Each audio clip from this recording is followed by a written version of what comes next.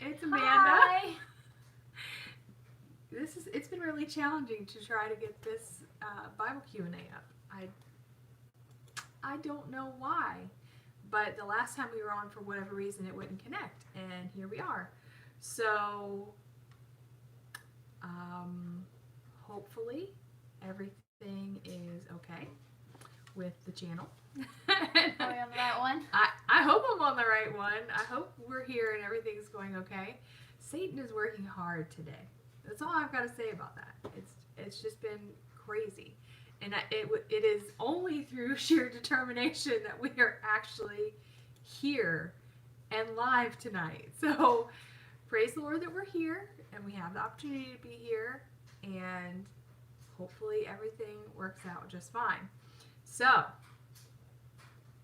oh my word, I'm just trying to make sure everything is good and working and everything's all right. So, all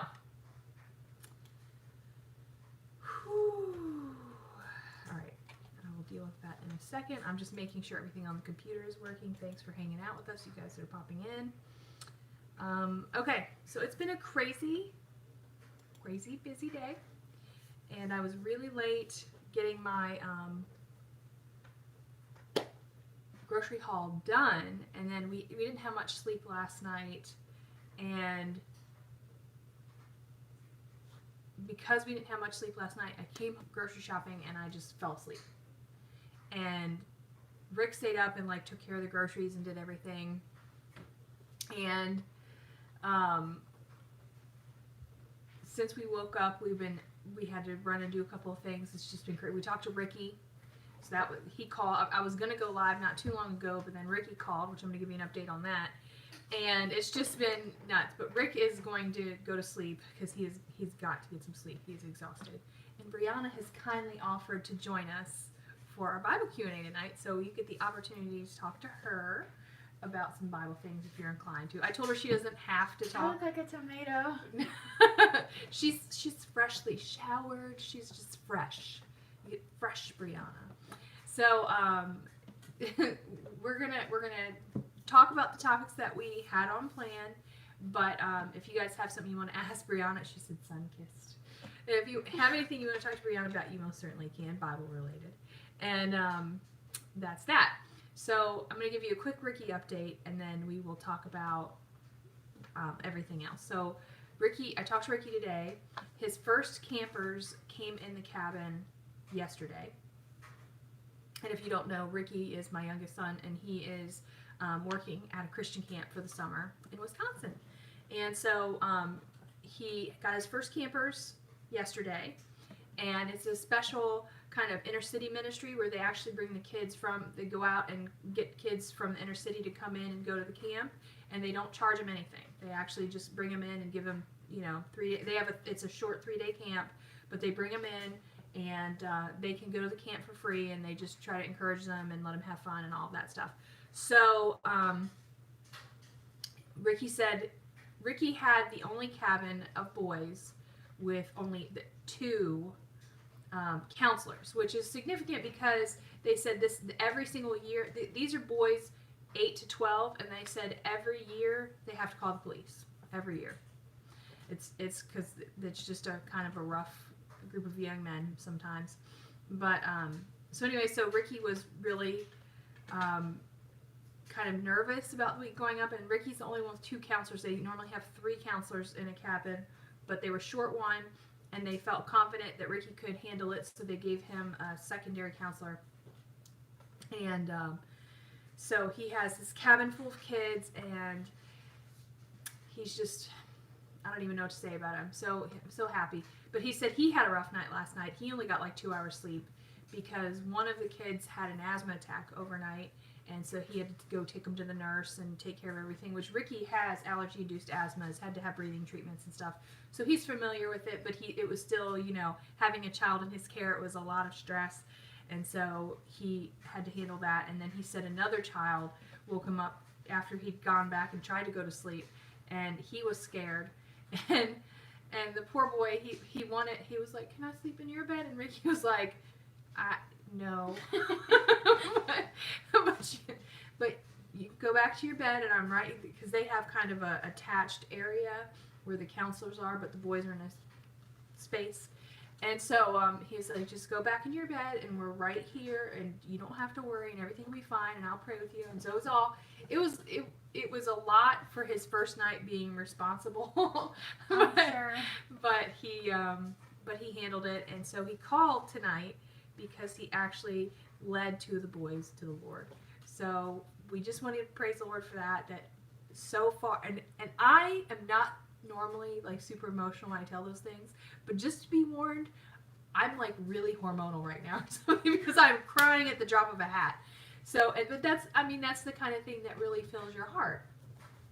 So, it's just really exciting, and we're really proud of him and really happy that the Lord is working in his life. And I'm sorry that I'm all teary, but I mean, it's just, he said the boys really understood it, and it was just a good time and a blessing. So I'm so tired. So I'm really apologizing about all of this. Anyway, so that's the update on Ricky, and that's what was going on with that. So I'm going to roll back here and check out the comments, because I haven't had a chance to, really. So, I hear a bug, and it's like stressing me out. Brianna hears a bug, and it's stressing her out. Okay. I'm sorry you had a stressful doctor's appointment, Carrie. Let's see. Oh, my sister had a problem with that, too, where she went in for a physical issue, and they chalked it up to mental illness, and she had to see another doctor. So, you always want to try to listen to your doctor, but if you feel like it's not a good diagnosis, then just go get another opinion. I know it's challenging, but don't be discouraged. Let's see. Oh, let's see. Melissa said, I have two nephews that were adopted out of foster care. The oldest was in handcuffs. I'm really encouraged that, because we came from the Washington D.C. area, and there was this, it's kind of rough over there. We've talked about that on other videos, but there's a lot of people that you never know. You never know when they're young that even if they have a rough background, the Lord can get a hold of them and really do something great with them. So that's why I really love that the camp does that, and they have that opportunity for inner city kids to come in, because frankly, if they didn't have ministries for kids when I was a kid, I wouldn't know the Lord. My kids wouldn't know the Lord. Like we would be completely different people. So I appreciate the ministries that they have for kids. And I think sometimes the church in and of itself gets a bad rap, because there's always unscrupulous people out there who are trying to take advantage of children within ministry.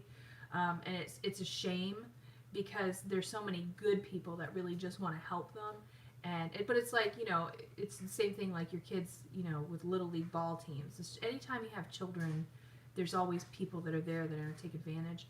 But the majority of the people out there who are doing ministry, particularly to kids, really have a heart to help them and desire to, just go the extra mile. So I appreciate children's ministry and people who do that. I think it takes a really brave individual in today's political climate, to do that. But it's just amazing, and I appreciate it for what it is. I know, I cry over commercials sometimes too. Anyway, let's see. Yay, I know, I'm so happy for him. All right, so tonight's topic that we are going to talk about, and I'm going to try to keep it semi-short, it is kind of late, is we're going And she needs to go to sleep. I'm fine. Lady is obsessed with TVs right now, and she's messing with TV.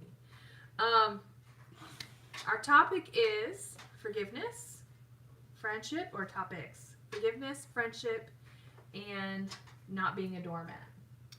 That's the first time I've heard about these topics. Exactly. Okay. Is there any of those that you feel most comfortable with? I think the one that you and I talk about the most is friendship. Probably, yeah. So, Melissa, I apologize again for the cat. I'm going to leave it to you because you brought it up. What aspect of friendship exactly did you want to talk about? People are saying. I'm looking. People, I don't know what I'm saying. Yeah. Oh. Stephanie said, me and my husband tried to start a bus ministry at our old church, but we only got about 4 kids, and then they slowly. It's challenging nowadays because parents, when I was a kid, we all got on buses and went to church, and it wasn't even weird. But nowadays, people don't feel comfortable, and I can't blame them. I wouldn't feel comfortable sending my child on a bus with strange people. You know what I mean? Like, so it's more challenging. I think you have to be more hands-on. But there's rewards, and some kids will just come and their families are free and easy and it's fine, and some kids, I think the thing that you really have to do now is you really have to put the emphasis on getting the parents in, because if the parents trust you, then they'll send the kids. But that's just been my experience, you know what I mean? Yeah, exactly. Shauna says doormat is a good one. I don't think y'all want to hear what I gotta say about a doormat. I don't think you do, because I do have some. I was actually thinking about that one today, about being a doormat, and I'm just gonna say that I don't know that. I don't know. People are saying I do. I want to hear about it. Oh man, of course you do. Let's see.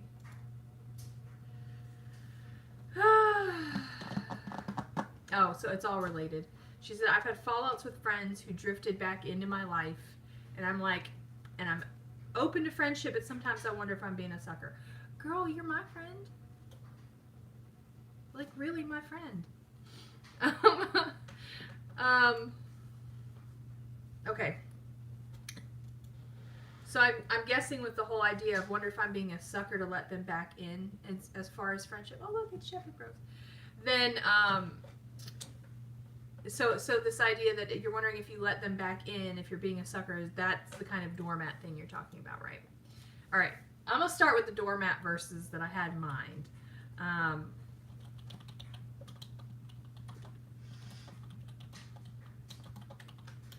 just going to pull it up real fast. Normally I have Rick here to to balance. Brianna's just here for moral support and encouragement. She's had some, even at 16, 17, you guys know, that's a tough age for friendship, right? Especially among girls, because... Girls are... Oof. Sometimes. And I tried to encourage her that, that you don't really have that many true friends in a lifetime. I mean, honestly, we went to school with hundreds of people. And of all the people that I went to school with, I left school with 1 or 2 friends that I have now to this day that remain my friend and are like real friends. Of hundreds of people I met all the way up until I was 18 years old. So, and I felt that way like right after I graduated high school. Right after I graduated high school, I felt like I had no friends, that anybody that I wanted to really keep talking to and hanging out with, really in the true sense, right? So just coming from high school, all of that, it was challenging. And so I think Brianna kind of has the same. There's just a few people, and she hasn't even met that many people because she didn't go to a school with hundreds of people. She went to, Rick is just sleeping. She went to, she was homeschooled, and the only thing she had was a homeschool group, which had 100 kids total of all ages, including babies all the way up to high school. So she's had a much more limited scope of people to interact with. And even though there was a fairly large group of girls in her age group, I think we started with like 10 girls that were all about the same age. Yeah. And then by the time they got to high school, and the thing with homeschoolers is once you get to high school, everybody starts kind of fading off because some of them will do college for high school, some of them will do, I don't know. They just get more involved in their personal activities, so they're not really entrenched in the homeschool group. So everybody just kind of fades off and does their own thing. And I think that's the truth same with adult women, in that, we're all busy with our own families and our own lives, and that's exactly why you can't have but 1 or 2 Thank you. That's why you really can't have more than one or two really close friends. Um, I mean, you could probably have, and I think Shepherd Rose said maybe like 5, but you're not going to have that many in your lifetime. I think we have a core group of friends from Maryland, which is it was 5. It was 1, 2, 3, 4 families that we had that were like our best friends that we still talk to semi-regularly. We don't talk to them as often as we should, but it's my friends and then their husbands. And I also think that's often how friendships work too. Often it's the women are friends and then the husbands are just kind of attached to that, you know what I mean? Not that Rick didn't have his own friends, but he's just not the kind of guy to just like say, hey, let's go play ball. That's just not who he is. But let's go drink coffee. Yeah. And pet cats. Not too many guys want to go do that. So anyway, all of our friendships. But now here in North Carolina, I have had another core group of friends here, and so but my friendships here are kind of limited in that I don't have that history, and I haven't met that many people here. It's a smaller, yeah. And exactly, the older you get, the closer your circle gets. So now the people that I really feel the closest to are the people, I guess, within my church, which that isn't always the case for most people, and it hasn't always been the case for me. But here, it's the people that I interact with, and this is my best friend, my truest friend. And I know, Melissa, you have a daughter too, so I'm sure she'll be your truest friend too. So anyway, so all that being said, it's challenging as a woman to deal with friendships because I think sometimes people want lots of friends and they want to connect with lots of people. And the truth is that really it's going to be very few people that you find that are going to be real true friends. Stephanie said I have no friends I've stayed friends with since high school. Yeah, I'm glad that you all, exactly. Shay says I have 3 bestest friends, includes her sister, so 4 altogether. And my sister's, of course, one of my best friends. So you don't have a sister, you have me. So there you go. So close enough. I know, right? I'm just like a big sister, but a mom. You're just like a big sister, but not. But not. Yeah, Danielle said all my school friends have kids now, so I don't see them anymore. It's sad. And that's exactly it. I think the people that we're surrounding ourselves with when we're young, especially if you've gone to public school, we have such different lives that as time goes on and you start to go your different ways, you really see, wow, we have different lives and different things going on. And it's really hard to connect with people who are at different stages of life and have different things going on. And it's easier if you find someone who's kind of in the same place you are. Not necessarily the same age, because sometimes people who are in the same place you are aren't necessarily the same age as you. Exactly. Stephanie said, I don't want lots of friends. We have get-togethers, and it's about 5 to 6 families all the time, so I basically have like 6 good friends. Hey, girl, you have a lot of good friends then. Shay says, I had babies young, so my best friends are having babies, but it's nice I can help them out. Yeah, and we kind of had that, like, because obviously we had our kids young. So most of our friends in Maryland, they're still having kids. Like, I think all of my friends in Maryland had a child in the last year. You're talking people that I went to high school with that are 41. That's when I'd be done. Lord bless them. Lord bless them. I'm just not in that place. You know what I mean? But they're still my best friends. But I think the reason why we connect is because we do have that history, and they do have older kids that are around your age. So the reason why we started hanging out to begin with was because our girls were all the same age, and we were all the girls were all together. We were like this. Yep. So it's just that's just how it works. So anyway, forgiveness, friendship, and all of that. So letting people in our lives is challenging. When you have someone that you consider a friend, you let them in your life, and you become close, and you tell each other personal things. And sometimes when that friendship doesn't turn out the way that you would like it to turn out, you can feel betrayed. And you can feel just really hurt by that. And I've had that happen too. I've definitely had that happen where I've had people that I thought were my friends, and absolutely loved with all my heart, like family, and then they just disappeared from my life for one reason or another, and it was hurtful, and I felt betrayed, and some of it still hurts me when I think about it. But the truth is that, you know, there are people that are going to pass in and out of your life for a season, and the Lord uses that. But there's also people that are going to be there for the long haul, and those are the precious ones. Those are the ones that you cherish. I think sometimes we make a mistake focusing on the ones that aren't in it for the long haul. You know what I mean? And that's just not healthy.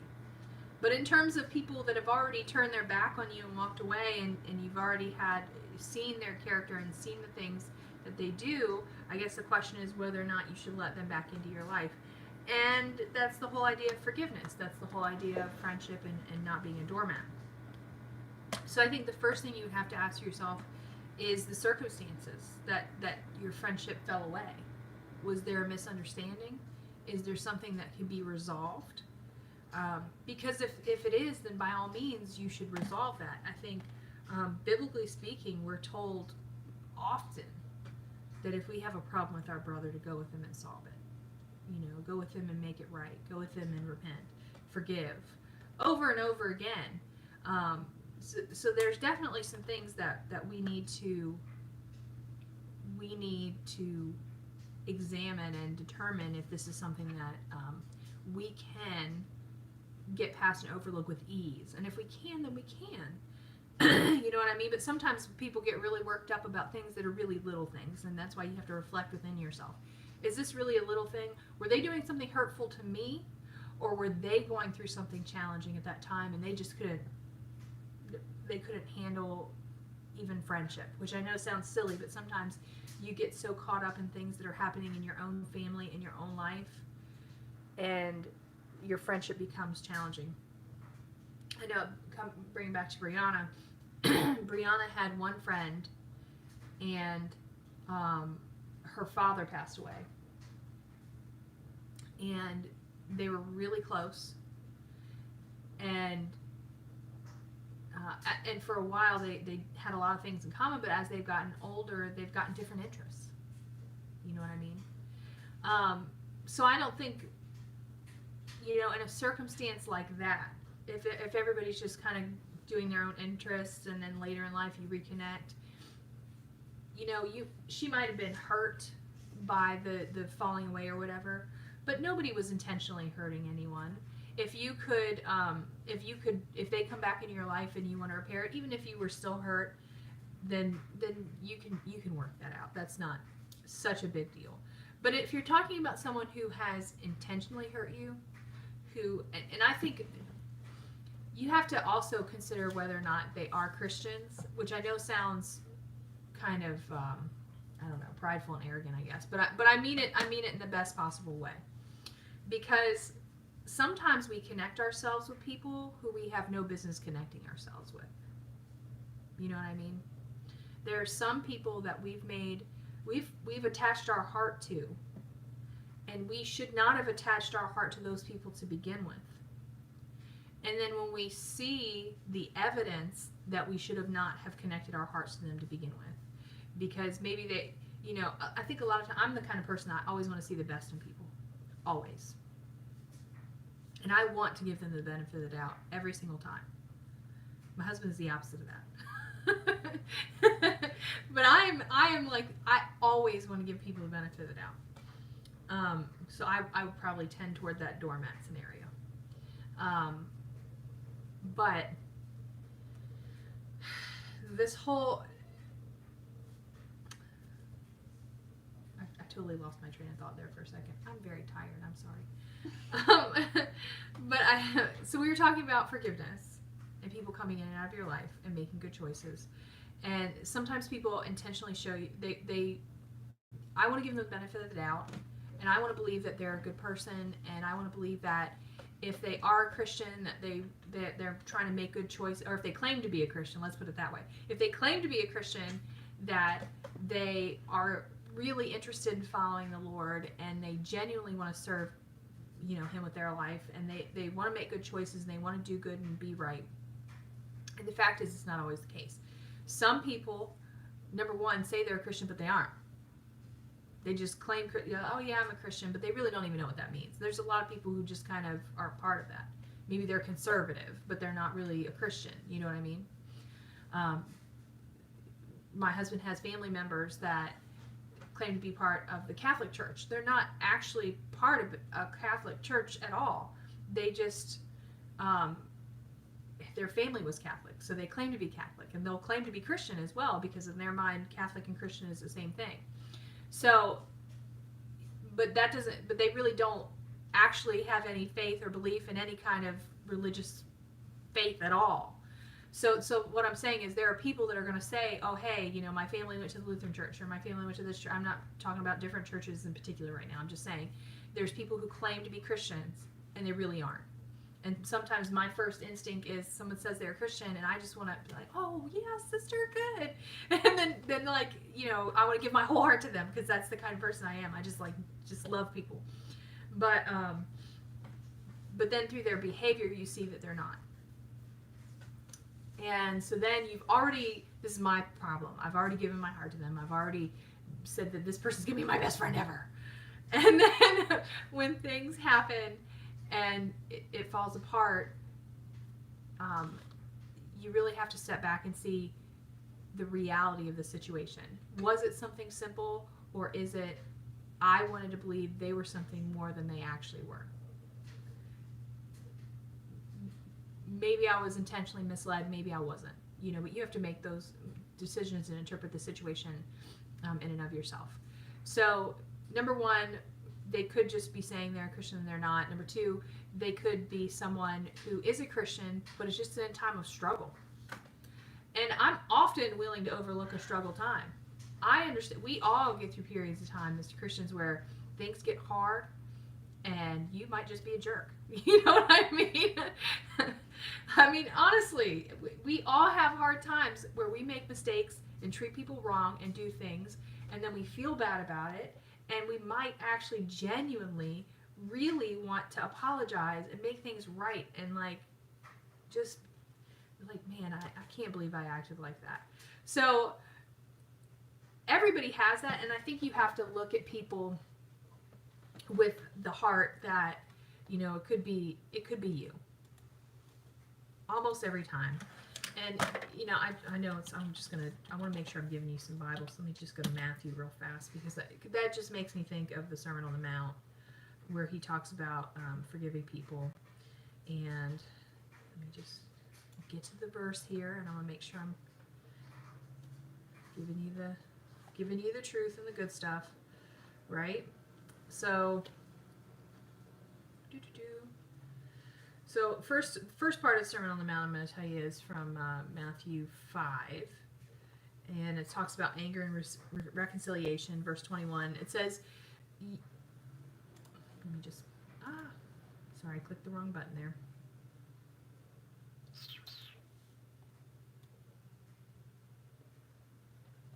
All right, you've heard it was said by them of old time, thou shalt not kill, and whoever shall kill shall be in danger of the judgment. But I say unto you that whosoever is angry with his brother without a cause, key word there, key phrase, shall be in danger of the judgment. Whosoever shall say to his brother, Raka, shall be in danger of the council. And whoever shall say, thou fool, shall be in danger of hellfire. Just that idea of being critical and being contemptuous to brother. But it says, therefore, if thou bring thy gift to the altar, and there rememberest that thy brother hath aught against thee.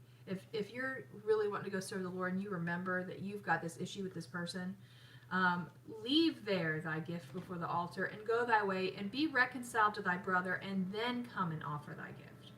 Agree with thine adversary quickly, while thou art in the way with him, lest at any time the adversary deliver thee the judge, and the judge deliver thee the officer, and thou be cast in prison.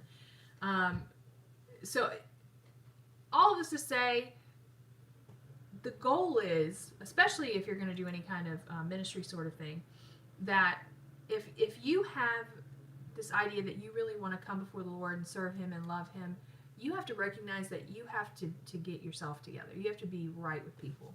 And it can be challenging. It can be humbling. That's in your case, there's definitely cause. Well, we're gonna talk about that. But it's just this whole idea that you have to recognize the situation, because there's so many different things that could happen within friendships that could cause them to struggle. Okay, so this is not even going to be talking about loving your neighbor, loving your enemy, because I mean, you can love someone without actually being involved in their life. We're talking about friendships. We're talking about people that are in your life and closely involved in your life. That's a whole different sort of thing. So I want to make sure I'm giving you the right verse. I thought I might have passed it.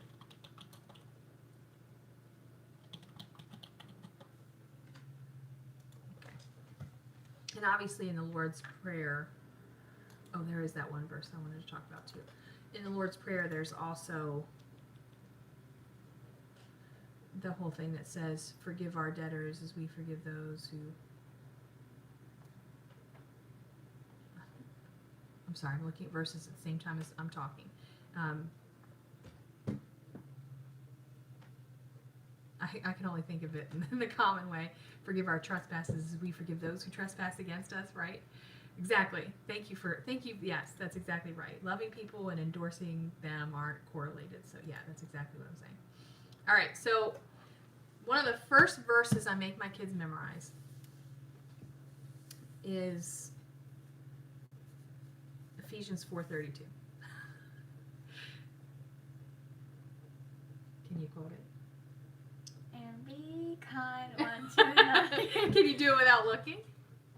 Not all the Be way. Kind one to another, tender-hearted, forgiving one another, even as God for Christ's sake hath forgiven you. Exactly.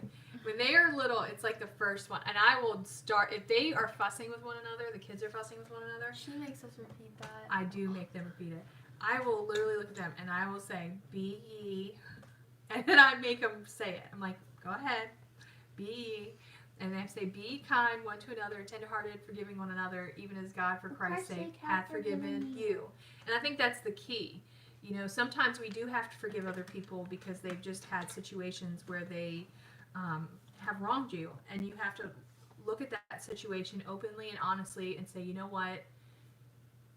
I've been that kind of wrong before, and I genuinely apologize. This person seems like they're genuinely apologizing to me.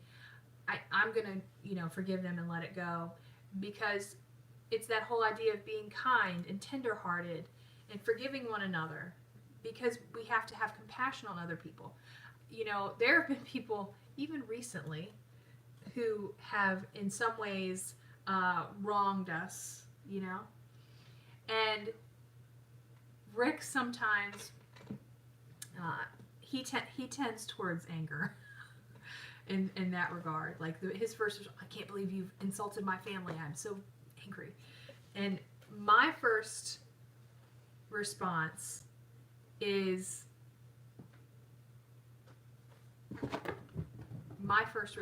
always having pity. I can't even necessarily say my first response, but it's one of my first responses, is that I feel sorry for them. I look at these people and I see them and I think, man, what brought you to the place that you've become this? And I really genuinely feel bad for them. And I was telling Melissa today, there was somebody I told Melissa today there was somebody that we'd had an issue with, and I'd seen their Facebook page, and that person was sitting in the hospital, and I guess they hadn't really wronged me per se, but it's a whole situation. But anyway, I saw this person sitting in the hospital next to their grandmother, and it just struck me that, man, that person's going through a lot, and I don't know what a lot of people are going through. Sometimes people put it on Facebook, but sometimes they don't. Who wants to put their personal business out there all the time, right? And so, but it made me look at that person with so much more compassion, just seeing that they're a regular person and recognizing that in them. And sometimes we have to step back and look at people with that compassion, thinking about Christ, that he looked at people as looked on people with compassion as sheep having no shepherd. And we have to recognize that there's so many people out there who are hurting, who are struggling, who are dealing with difficult things, and you don't know the path that they took to get to that point, and you have to pause for a minute, recognize your own faults, and be compassionate towards them, and be loving, and be forgiving. But then there are other people, and she said, and she said, when I was in marriage counseling, at one point the counselor just kept telling us, just be kind to each other. And sometimes that's the case, and sometimes it's deeper than that. You know what I mean? But sometimes that might be your only recourse. You just have to be kind. I'm scrolling back trying to get your comments here. I have two best friends, my sisters in faith. My best friends, the best friends that I have from Maryland, people that I still consider my best friends, like to the root, like deep within me, they are my best friends. And if I ever need anything, I will call them. But they are Christians, and they are dedicated Christians. And we have that connection partially because of that. Because I can talk to them about things deep down in my soul, and we get it. We get one another. Exactly. Ambi says you need to make sure you know who you're telling your personal things to. I agree. And sometimes that's true within marriage. Sometimes we've not been careful on who we marry, and then you get so far into it, and you realize, man, I didn't make a good decision. And then you have to really pray about it and deal with that. But with friends, you don't have any kind of commitment. You don't have kids. You don't have that. You can really look at it and say, you know what, maybe I shouldn't have given my heart to this person, and back off. Let's see. Sandra says, what do you think of no close friends? My husband and I had 6 children. Now they're grown, and we have no friends but each other. I think, and Melissa said it earlier too, the older you get, the smaller your friend circle gets. And I see a lot of these couples that are married for like 60 years, and they don't really have any close friends but each other. So I don't think that's terribly uncommon. I do think, though, that people would be happier if they found a way to be friends with others. I think sometimes you think you're happier when you're just the two of you, and you can kind of feed off one another, and you're comfortable there. And I think sometimes we just want to just deal with that aspect of being comfortable. And I agree. I do think it's healthy to have some sort of close friend. But I think it's better for everyone if you reach out. I mean, the whole idea of being a Christian is the idea of go ye into all the world and preach the gospel to every creature. And so there's an element of going, of getting out there, and of exposing yourself. And I think we're sometimes scared of this whole thing that we're talking about, this whole idea of being hurt. So we don't want to get involved with too many other people. I'm not naming any names, but some people on here might never, want to get out and expand their horizons because they have issues with people. But the truth is that, you put yourself at a little bit of risk when you get involved with people. But that's the risk that you take. And you take it because you love the Lord, and you take it because you love people. And if you don't love the Lord, and if you don't love people, then you got to change that first. So, but I do think, I think of a lot of older couples that I know that we've dealt with in ministry and in our families. And I just think if they got out there and volunteered, or got involved in a church, or just purpose to go hang out at their friend's house, they would all be happier.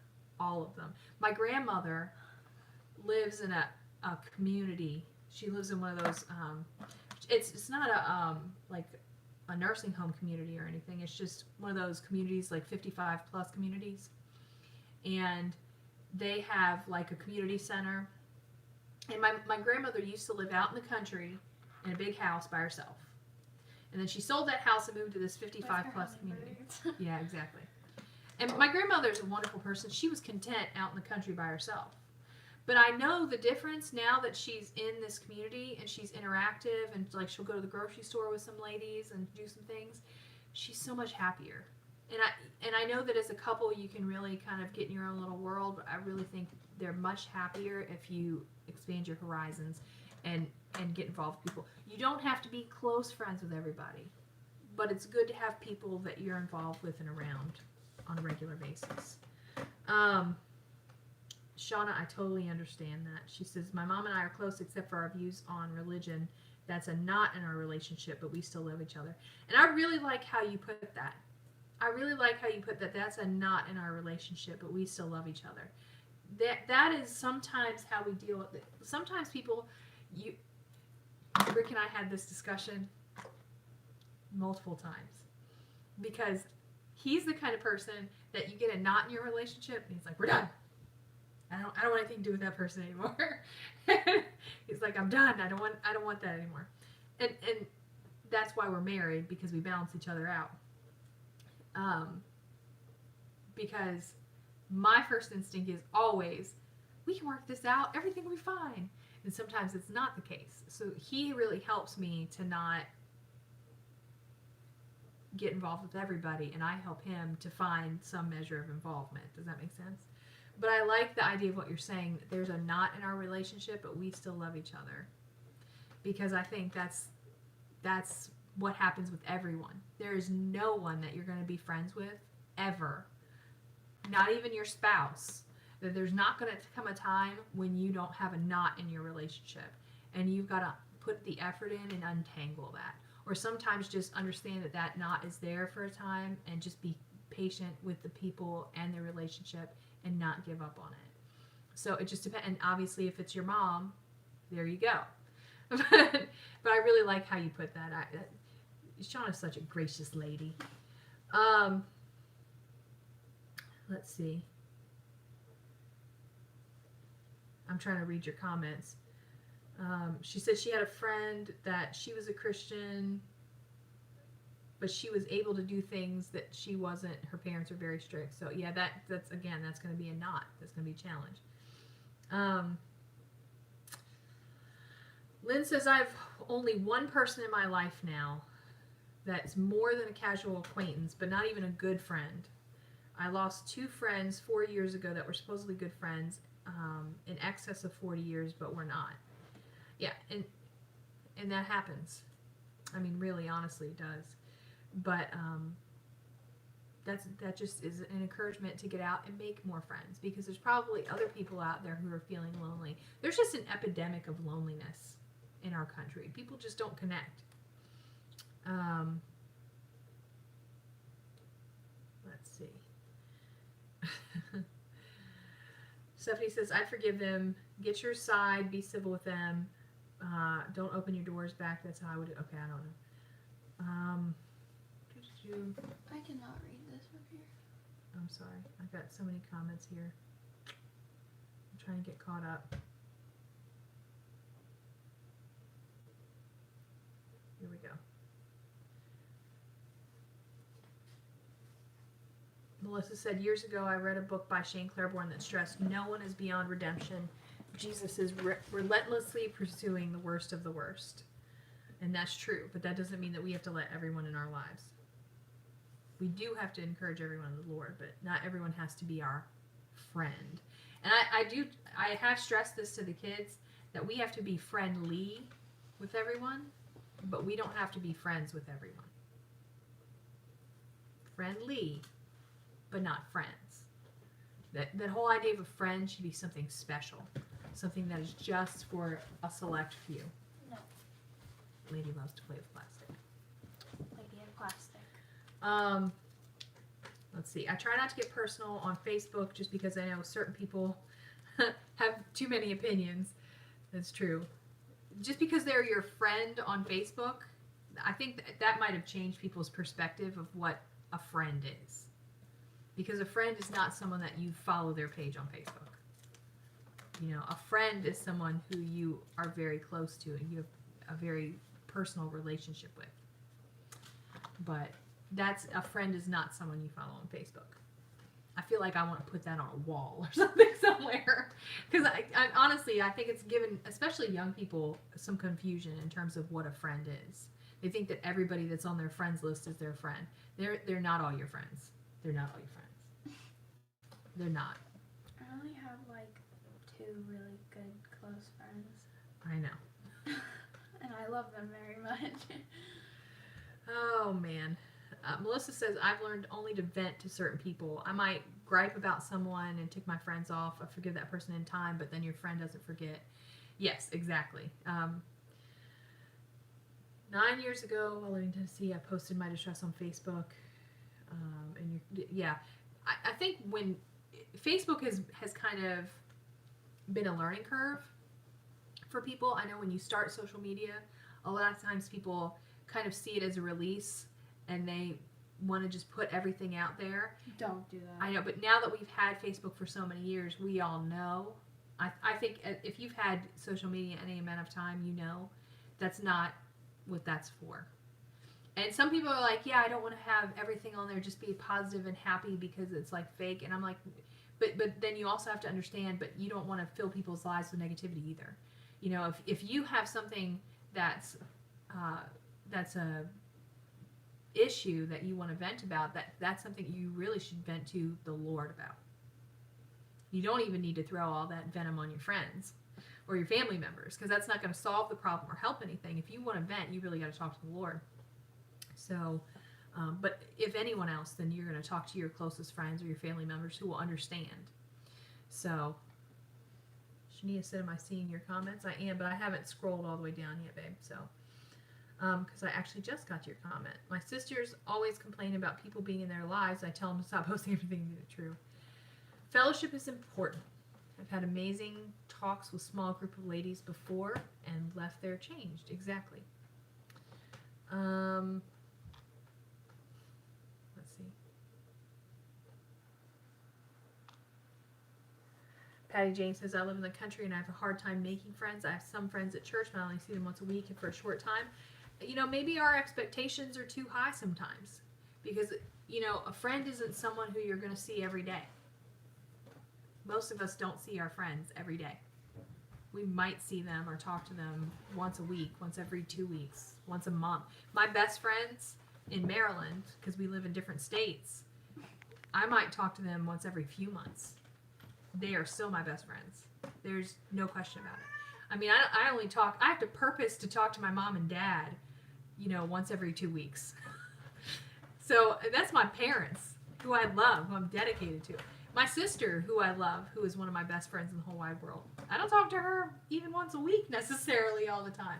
Sometimes we get in these periods of time where we talk every day, every couple days, and then we'll fade off, and then we won't talk for a couple months. And it's not that we're mad at one another, it's just life happens.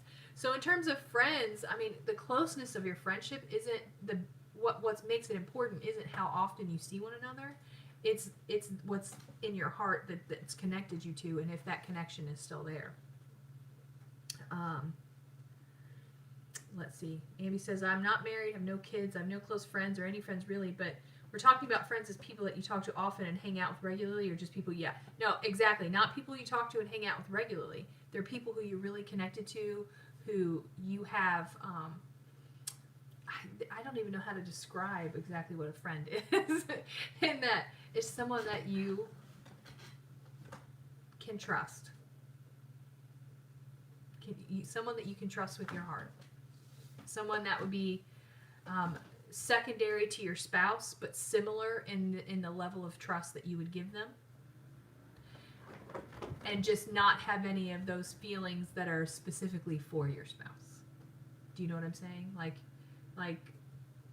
That's the difference in my mind. But they would be on the level as your spouse, in terms of your willingness to share things with them, just below the spouse. And that's why it's a select few. You only have one spouse. You only have a few friends. I think of Moses when he went on the mount, and you know, as you went up the mountain, there was less and less people. And so there was like the large group of people at the base of the mountain, and then you went up, and then there was like so many people, and then you went up, and then there was a smaller group, and then you go up, and there's just like 2 people, and then 1 person. So that's the challenge there. Let's see. I'm trying to make sure that I'm catching up with your comments here. Lady's acting crazy. Yes, lady is just running around, and I've lost my place. Every once in a while, I'll try to scroll the comments when I get behind, and it'll like automatically go to the bottom, and then I got to scroll back up to the top and find it. Yay. Shania said a lot of my school friends are falling off like flies. And again, it's just because life happens and things change. You know, a lot of the people that I went to school with, we're still friendly. They're not like close friends. They might be on the next tier down, you know, more casual friends. But I grew up with them. I've known them since elementary school. It's not necessarily that they're good people. You know, it's not that they're bad people. They're good people. We just don't have a lot in common. But I still think they're wonderful people. I'm still connected to them. And, you know, in certain circumstances we would hang out and I think very highly of them. But they're not a close friend. They would be more of a casual friend. I do want to say this, though, in terms of Jesus had boundaries. I'm just scrolling through your comments, trying to get caught up. Okay. So can men and women be friends? My opinion on that is no, not close friends. Friendly. Casual friends, like I was telling Brianna. Like, what's up? Goodbye. There's some of the guys that I went to high school with, or not high school, like we went to school from elementary all the way up through high school, and they're like family to me. And I follow them and their families on Facebook, but we don't privately chat ever. I'm not just gonna go hang out at their house ever. That would be weird. It would be weird. It would be inappropriate, and No. Nope. Not in the same way. Not in the same way. And that's my opinion on that. All right. Agree. So, in terms of the doormat situation, let's talk about the doormat situation. I want to get my reference here.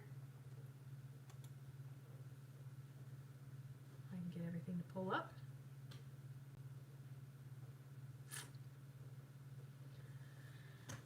Y'all ready? Matthew 5. It's in the Love Your Enemies section. 38. It says, You've heard it that it hath been said, an eye for an eye and a tooth for a tooth. But I say to you that ye resist not evil, but whoever shall smite thee on thy right cheek, turn to him the other also. And if any man will sue thee at the law and take away thy coat, let him have thy cloak also. And whoever shall compel thee to go a mile, go with him 20. Give to him that asketh thee, and from him that would borrow of thee, turn thou not away. And so there's all this stuff that, you know, people are going to wrong you, and you have to give them the opportunity to wrong you again. It's true. But then it goes on, and it says, You've heard it's been said, thou shalt love thy neighbor and hate thine enemy. But I say to you, love your enemies. Bless them that curse you. Do good to them that hate you. Pray for them which despitefully use you and persecute you. And so, and I'm going to continue, and then I'll tell you. That they may be the children of your Father which is in heaven. For he maketh his sun to rise on the evil and the good, and sendeth rain on the just and the unjust. For if you love them which love you, what reward have ye? Do not the publicans the same? And if ye salute only your brethren only, what do ye more than others? Do not even publicans do so? Be ye therefore perfect, even as your Father in heaven is perfect. So, this whole idea that you have to give someone the opportunity to possibly wrong you again is clear in that portion of Scripture, right? Now, that doesn't mean, in my opinion, that you have to necessarily let everyone back in your life to that same level. We were talking about the levels going up the mountain with Moses. There are some people that you were really, really close with, and they have wronged you or done wrong in such a way that you can't let them back into your close friend circle, that limited friend circle. That is a very protected space. And that's, you don't have to apologize for that. You don't owe anyone anything for that. But in terms of forgiveness, in terms of being kind, in terms of allowing them the opportunity to be in your life at all, consider that carefully. But the goal is, and the reason why we would let someone back in who perhaps does not deserve it, and I mean, honestly, do we deserve people letting us back in their lives all the time? But the reason why you would do that is the goal is that they might see. I'm trying to read it here. That ye may be the children of your Father which is in heaven. You know, the whole idea is that they are going to see the Lord in you. That's the reason why you do it. So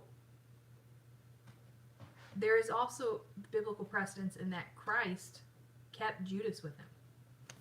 You know, did he not know who Judas was and what was going to happen? He did. And yet he still kept him as one of the disciples. He still let him be as close as possible, seeing every single thing that he did, knowing who he was and what was in his heart, and that his heart really wasn't for him. He still allowed him to be part of his close friend group. And he did that because he loved him anyway. Because he loved that man and earnestly hoped that he would make good choices, knowing full well that he would not. And sometimes we have to, I guess have to isn't the right word. Sometimes we may have people that we know aren't necessarily perfect in our lives, and we still encourage them to be around us and make an effort because we really hope that they'll make some changes and the Lord will get a hold of them in their lives. And they may or may not do that. It may never change. But you know, you should do that knowingly. You should not have the the reason why I think we get hurt is because we don't have that. We try to have expectations for people that we're going to be best friends, we're going to be close, and everything's going to be good. And then when it doesn't turn out the way we want, we're disappointed. And I'm sure Christ was disappointed that Judas did fall away. But at the same time, he wasn't surprised. He recognized Judas for who he was and choose to love him anyway. Sometimes we need to recognize people for who they are and choose to love them anyway. But some people, if we were to do that, if we were to allow people in our lives who we knew were not doing everything right, you know, you might consider that being a doormat. So I don't like cutting people off. I just don't see, I can't see the Lord cutting anyone off. I would do that very carefully. I would do that only for those who it would be a danger for me to be around them, and then prayerfully ask the Lord that someone else take them under their wing. You know what I mean? Like, my goal is never to cut someone off completely. I would hope that there are people that I can, even if they've wronged me, even if they've done something, that I can still be around them and still be an encouragement to them. But that doesn't mean they've got to be in my close friend circle. But I'm not going to cut anyone off completely unless they've done something that is a violation. I have one example that I don't know how much. I'm going to give you a little bit of detail. There was one friend that I had in Maryland that I was very close to, and she did not actually wrong me. She actually wronged another friend in our friend circle, and she ended up having an inappropriate relationship with that person's husband. She didn't actually wrong me, but that kind of violation told me that she did not respect the friendships that she had. That really it was about her. And I did not want her around my family. I didn't think she was into Rick or anything. But you know, it was just, I couldn't be around her and feel comfortable. And so I actually, is the only time that I've ever completely backed away from a person. Only time. Because we could not continue in our friendship. We just couldn't. And it's not that I don't hope the best for her. It's not that I don't love her. I just knew that I could not be the one to continue with her anymore. But that's the one example that I have for that. But it's rare. It is so rare that in my entire life that's the only one that I've said that I can't do it. But I think the whole, and she and I used to go to church together regularly. And from what I understand, she's still in a church. A different church, but she's in a church. And I hope that the Lord has gotten hold of her heart. And I hope that she's really made some better choices. But I knew that I could not have a close relationship with her anymore. So sometimes that does happen. Sometimes we see something in someone's character and we think, you know, that's such a problem for me that I can't have a close relationship. I know a lot of people, we've talked about it before, people who have drug abuse problems. You know, and I've talked to this with the kids too, that, you know, there might be people who are super, super nice. But if they have a problem with alcohol and drugs, you guys can't be close.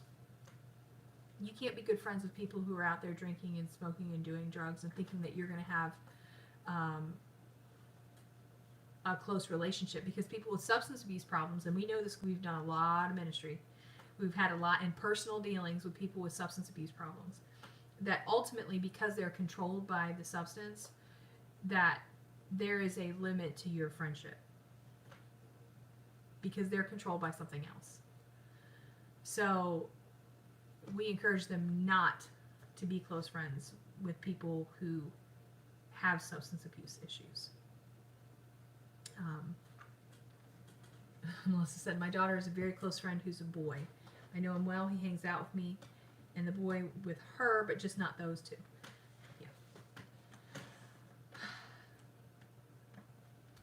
I don't know what to say. I mean, I personally don't think that men and women can be friends. Now, I guess boys and girls can be. Mm-hmm. Boys and girls can be, but men and women cannot. And there's a distinction there. You know, little girls and little boys can be friends, and it's not a problem. Men and women cannot be friends. We had someone that graduated stopped drug abuse. That's okay. All right. I'm trying to catch up on all the comments here.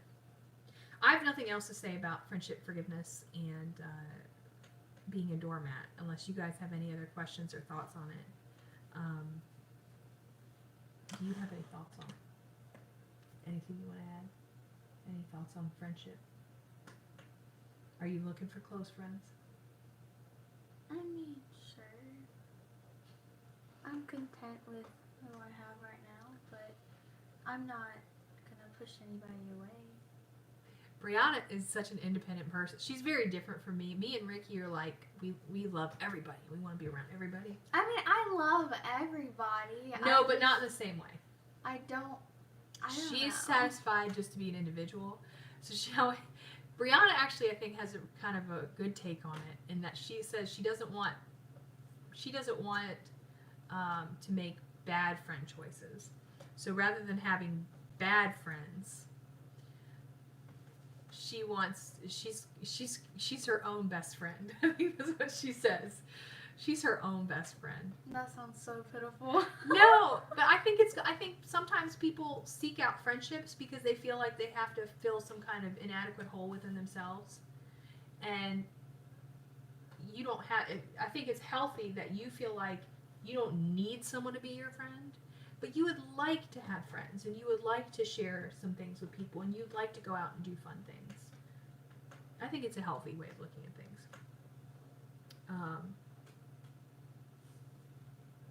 I don't think you can be friends with boys. This is just how I feel. Just how I feel. Obviously, a lot of other people have like their different opinions, but I personally don't think boys and girls can be at least best friends. Like, I think they can be like friendly with each other and like Casual friends. Yeah. like, hey, what's up? But like, I don't think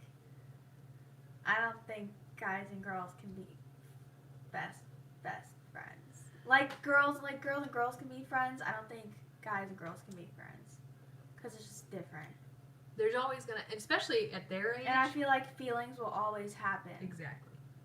Like no matter what. Like even if that's not your intention to begin with, I think that's just what's gonna happen in the long run somehow. Even if it's just like a little spark, it's gonna be something that's gonna ruin your friendship.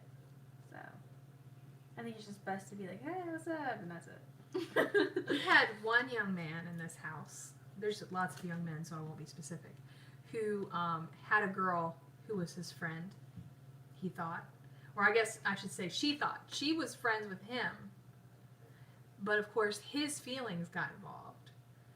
And it broke his little heart when she did not return said feelings. And she felt like he'll get over it and we'll just be friends. And he wanted to just be around her so much that he was willing to just be friends. But the entire time they were just friends, he was just hoping and wishing she would change her mind and hurting himself over and over and over again continually. And it never changed. Because any of the women on here know well enough to know that when you've decided that someone is not for you, you've decided that they're not for you. And there is no changing that. So, but I think she really thought she was okay with just being, because she was open and honest about it. I was like, no, I just want to be friends. And she had trouble making friends with girls, which I've always told her, I'm like, I don't care if you have trouble making friends with girls. You really need to pursue friendships with women. You're a girl. Yes, it's true. But I also think too, and I told Brianna this too, that oftentimes we don't build friendships with women until we are married and have kids. I think that's when it'll be easier, because I feel like That's when you connect with people. Right now, girls, I'm not saying all girls, but some girls can be very competitive and very just like self-absorbed, and then like they just can't be friends with anybody, like at least close, because they're just gonna compete or just be annoying. But I think when you're married and stuff, it'll be a lot easier, because then you have like there's no competition. Yeah, like you all got your people. Well, the competition changes. Yeah, but the competition does change, because then you compete with your kids. My baby. Exactly. So it's women should pursue friendships with women. You have to seek it out, because a lot of women won't go seek you out. You need to go seek them out. And if you have opportunities where you have something that you're interested in, there's one girl at our church, she loves horses. So she does all these activities that are involved with horses. She's always volunteering or working or doing things with horses. And so the people that she's going to be close to and have the opportunities to be friendship with are people who are into horses, because that's what she's into. But sometimes we'll get so focused on our activities that we miss seeing that there are people around us who are lonely and who might enjoy being friends. If you have trouble making friends with girls, it's because you're catty. I'll give you a hint. All women are catty to a certain degree. All of them. Anyone can be catty. Anyone. You get a bunch of women together, it's going to be cattiness. But you just have to find the good and true people. I gotta be honest with you, I have always liked women who are strong personalities. Some women that other people might have trouble being friends with because they think that they have such strong personalities. But I think those women are the best, because I appreciate their honesty. A lot of those strong personality women, they come across as strong personalities because they are what they are on the surface, and there's no mistaking who they are. But then you have other women who are real quiet and see, yeah, exactly, your mom. I love your mom. But I love your mom too. Yeah. Sometimes the quiet ones, they're very, here in the South, it's real challenging. It's like, oh, hey, sweetie, bless your heart. And everything is on the surface really pleasant, but underneath the surface, it's not really true and honest. So I prefer women with strong personalities. Hint, Melissa. That's true. Men can be just as catty. It just depends on the men. So, all right. Well, that's all we got for tonight. I'm actually glad that you came in on the friendship talk, because even though you didn't say much, I feel like you might have gotten something out of it. Do you feel? It'll hit you later. I'm glad you were here. So, All right. That is all we have for today. Do you guys have any prayer requests? And we'll pray and we'll be done. I'm glad you guys could hang out with me tonight. And even though I'm tired, to just sit and chat with you guys about friendships and the Bible, it makes me feel better. So thanks for hanging out with me. And that's good because she is emotional. Well, thank you. Oh, man. She's my girl. She's my best friend. She's my bestie. Pray for safety. Will do. Don't forget to pray for Ricky and his camp experience and his campers. The little campers. I really am so thankful that he's having such a good week, and I'm just so appreciating it. Melissa said you're looking at your future, Brianna. What? All of us. Oh. Pray for the Bealles. Thank you. Yeah, just pray for us in general. We appreciate that. Carrie said my knee is still hurting. Also pray about finding a better doctor and unspokens.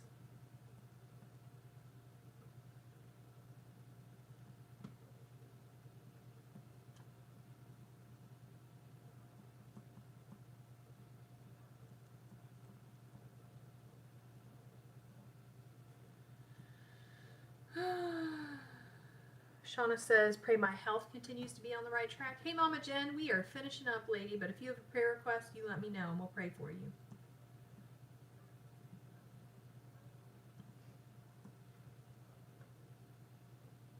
Carrie has her water therapy, too.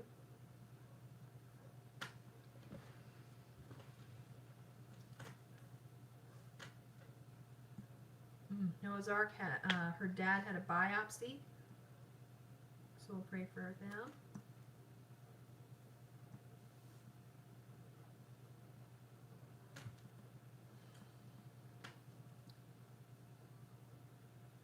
Also said her great uncle is in end stages of esophageal cancer. We'll pray for him. This is the latest I've stayed up in a long time. Really? It is kind of late. I didn't realize how late it was. I took a nap, so I'm tired, but I'm still kind of more bright-eyed than I would normally be. Although now that we're mentioning it, I'm going to yawn. Oh, man. Oh, yeah, the Duggars. They did lose Grandma Duggar. That's very sad. I grew up watching them. Mm-hmm.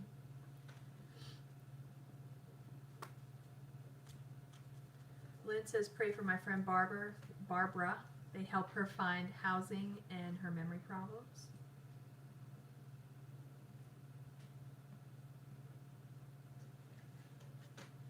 Yeah, we saw that she had a drowning accident.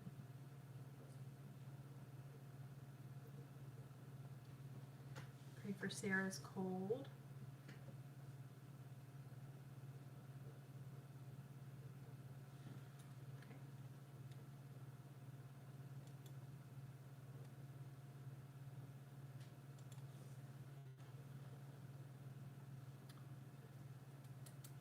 I'm just going to give y'all another minute or so just to make sure I'm not leaving anything out. But we're going to pray. And then if you guys have any questions, don't forget that you can send them to us on Facebook. You can send it to the Fundamental Home on Facebook, or you can also message us in the Fundamental Faith Facebook group. And we'll try to get you your questions. Or you can also email us at info@thefundamentalhome. And we will also answer your Bible questions if you send it to us. So please do, because if not, we have no topic, and then we'll just ramble. Not that Rick isn't great when he rambles, but it's better to have a topic. You know what I'm saying? All right. Since everybody's done, I'm going to go ahead and close in prayer, and we'll be finished. Okay? Let's pray. All right, we'll pray. Lord, thank you so much for bringing us together tonight in spite of all the challenges that you did a great work here, and I think that it was a blessing to me, and I hope it was a blessing to Brianna, and I just pray that it was also a blessing to everybody else who was here and who listened. So I pray that you would encourage us and help us. I pray for safety for all the folks that are here, that you would just help us to be safe and feel safe and have peace in our own homes, and also when we go out and amongst others, Lord, as we witness for you, I pray that you would help us. I pray for our family. You know the needs that we have, and I just pray that you would help us and encourage us there. I pray for Ricky at camp with his campers, Lord. We're so grateful for these boys that have come to know you, and I just pray you would continue to encourage Ricky.